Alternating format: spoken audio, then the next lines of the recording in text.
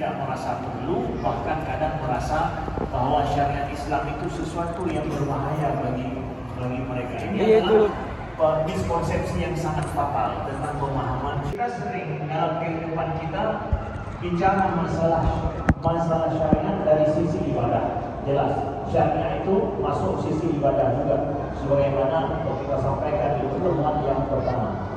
Begitu juga masalah syariat itu masuk dari sisi masalah kehidupan berkeluarga kita. Nah, di dalam kehidupan negara kita bicara masalah ibadah,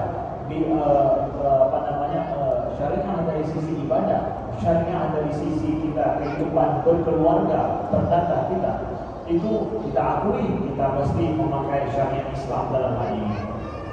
Tapi sisi lain yang sangat menentukan dan sangat penting untuk kita syariatkan hidup kita saat ini adalah tentang bagaimana syariat ini menjamin hak setiap personal masyarakat, ya, setiap pribadi daripada bangsa ini dalam sebuah negara.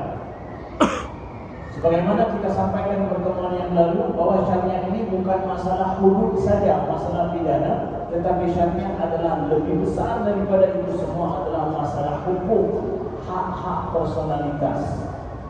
Islam datang dengan syariat ini adalah untuk menjamin hak-hak personal tersebut. Saya ingin gambarkan perbandingan yang sangat kontrasting.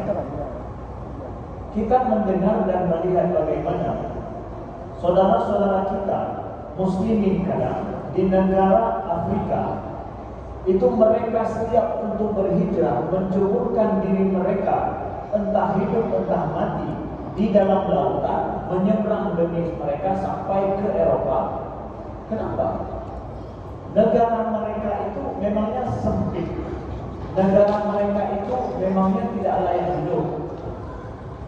Kenapa mereka siap untuk mukhatarah, mengarungi bahaya demi sampai ke negeri Eropa? Begitu juga saudara kita yang mungkin dari Rohingya yang sampai ke tempat kita. Ada masalah apa dengan mereka? Masalahnya adalah bahwa tidak ada pengakuan hak personal bagi mereka yang tinggal di negeri mereka sendiri.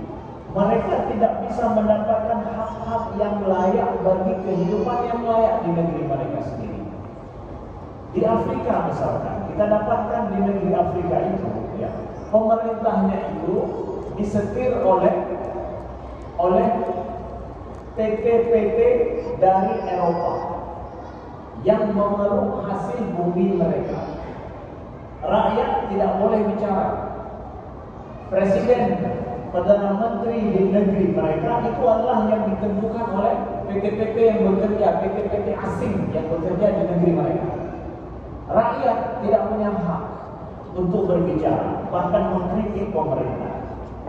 Jadi adakah rakyat hak di negeri mereka sendiri? Tidak punya hak.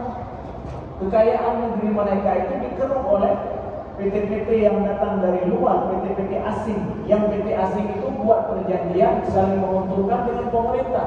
Dan pemerintah itu ada dikuasai oleh beberapa hanya kelompok-kelompok tertentu saja. Rakyat tidak punya hak untuk berbicara di situ. Mereka tidak punya hak yang layak. Hak personal mereka tidak diakui di negeri mereka. Makanya mereka siap pergi jauh dari negerinya, walaupun melalui laut yang tidak ada jaminan mereka akan hidup nanti. Siap mereka arungi itu. Ini adalah sebuah fakta.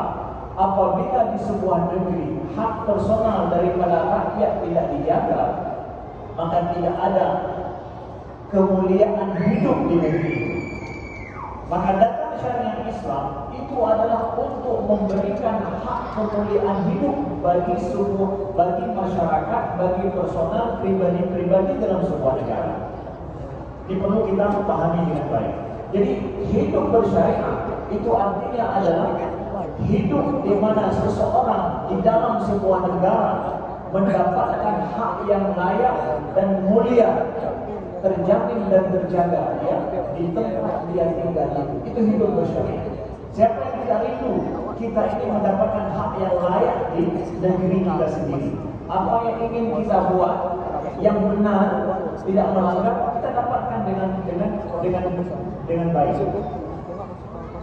Maka lihat ini bagaimana Allah berfirman di dalam Al-Quran surah Shad ayat 2 ayat 20. Allah berfirman kepada Nabi Daud, dan kita tahu Nabi Daud adalah